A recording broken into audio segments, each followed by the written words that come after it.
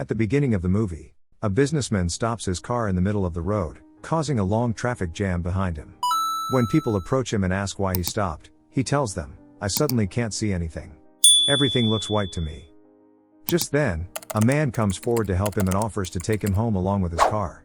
He drops the businessman off outside his house, but this man is actually a thief who drives away with the businessman's car.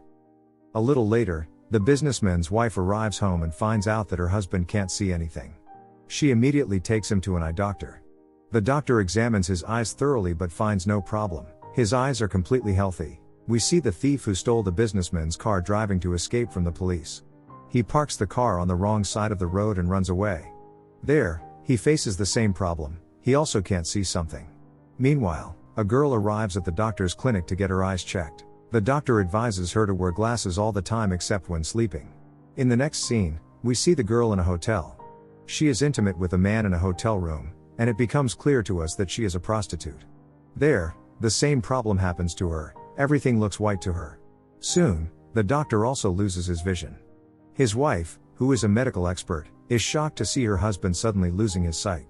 The doctor realizes that the blindness is contagious and that it spread from the businessman. Understanding that it is a communicable disease, he tries to keep his wife away from him. However, his wife loves him deeply and refuses to leave him. As the blindness spreads across the city, panic grips the people. The government steps in and quarantines all those who have lost their vision in a special facility. Soon, officials arrive to take the doctor away, but they cannot take his wife since her vision is still intact. However, she refuses to be separated from her husband, so she lies and pretends to be blind as well. She enters the asylum with him, where all the blind individuals are being kept. The doctor's wife decides to keep her ability to see a secret. This mysterious illness is eventually named white blindness. As more and more people in every city started going blind, the asylum became overcrowded. Meanwhile, the doctor's wife, who lived among the infected, remained completely immune, unaffected by the infection. The security forces had strict orders from the government to shoot anyone who tried to escape. The asylum became even more chaotic as the number of blind people increased. Due to the growing crowd, filth started accumulating everywhere. The government also stopped providing enough support. Resources were scarce, and communication with the outside world was impossible. A few days later, more blind people were brought in. They were instructed to stand in line, but when one man stepped out of line, the soldiers shot him. Fear spread among the people, and they rushed inside. Later, the doctor's wife stepped out, pretending to be blind in front of the army officers. She insisted that the dead man should be given a proper burial and requested rice to use for his burial ritual.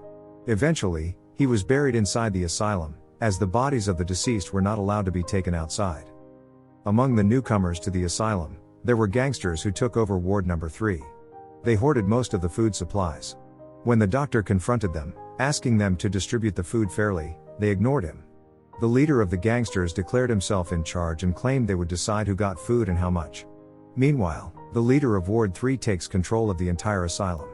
He somehow reaches the place where announcements for the whole asylum can be made. Holding a gun, he declares, "I am the leader here. I control all the food supplies. If anyone wants food, they must give me something in return." Hearing these words, the doctor's wife becomes furious and tries to stop them. Upon hearing her, the Ward 3 leader understands her intention and points a gun at her, warning that he will shoot if she resists. This makes the doctor's wife fall silent. And since the bartender has a gun, the people are forced to retreat. This is how the bartender becomes the undisputed leader of the asylum. Initially, the people gather their jewelry and money to trade with the bartender for food. The doctor's wife helps them in this exchange. The bartender has a man who verifies whether the jewelry is real. However, despite taking valuables, the bartender provides only a small amount of food, which is not enough for the people. Desperate, the doctor confronts the bartender and demands more food. But the bartender, being ruthless, refuses and threatens him with his gun. The doctor feels helpless and starts losing his composure. One night, the same female patient who visited the doctor after the businessman went blind comes to him. She comforts him, telling him that everything will be okay and that they must not lose hope. They get emotionally close, and just as they become intimate, the doctor's wife arrives and sees them. However, she remains calm and tells the woman, "I can see everything." The truth is that the doctor and his wife had been emotionally distant for a long time. Perhaps that's why the doctor gave in to weakness in that moment. Meanwhile, the people in the asylum have nothing left to trade with the bartender and his gang. The bartender then makes a horrific demand: if they want food, they must send their women to spend the night with him and his men. This enrages everyone. The doctor's wife steps outside and asks the army officers when the next food supply will arrive. The officers respond, "We have already given you all the food we had.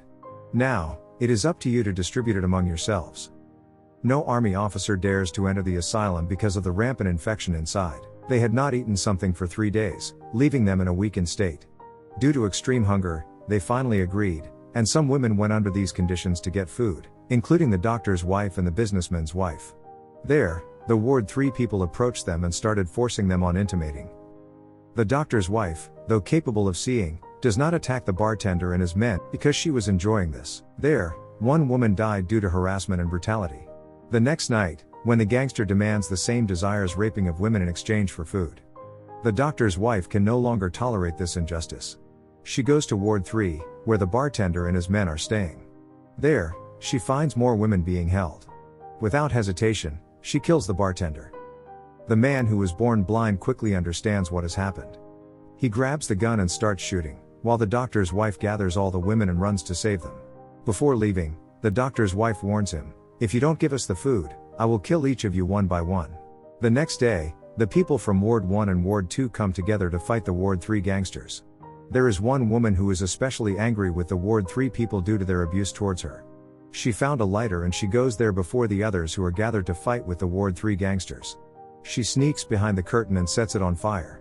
The fire spreads, burning all the food supplies and the Ward 3 people, and they die in the flames. Seeing this, the doctor's wife leads everyone outside. There was always a risk of being shot if they tried to escape. However, on this day, there were no guards, and the asylum's gates were open. Seizing the opportunity, everyone escapes into the city. The next morning, the doctor's wife sees the entire city in ruins. The streets are deserted, and the remaining survivors are struggling for food, willing to kill each other just for a meal. The situation is dire, people have lost everything. The doctor's wife takes charge of the doctor and a small group of survivors, as she is the only one who can still see. Everyone outside is blind. Desperate for food, they reach a supermarket, where many others have also gathered. Using her sight to her advantage, the doctor's wife finds the storage area where food is kept. She grabs 2 packets of food and heads out. However, the sound of the food packets alerts the starving crowd, who attack her. The doctor, who is outside, realizes what is happening. He rushes to his wife's rescue, fights off the attackers, and manages to escape with the food. Shortly after, it begins to rain. People rejoice, stepping outside to feel the raindrops on their faces. Seeking shelter, they gather inside a church, where a priest is praying. As the rain continues to fall, the people outside rejoice in the downpour, celebrating this small moment of relief in an otherwise hopeless world.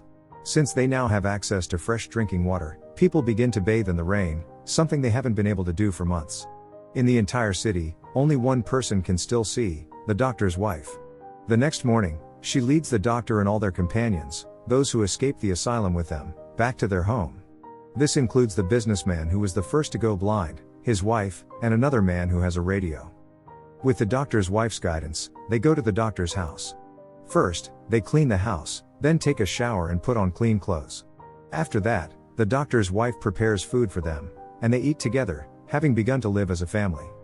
Over time, the distance and tension between the doctor and his wife, caused by the hardships they faced, begins to fade away.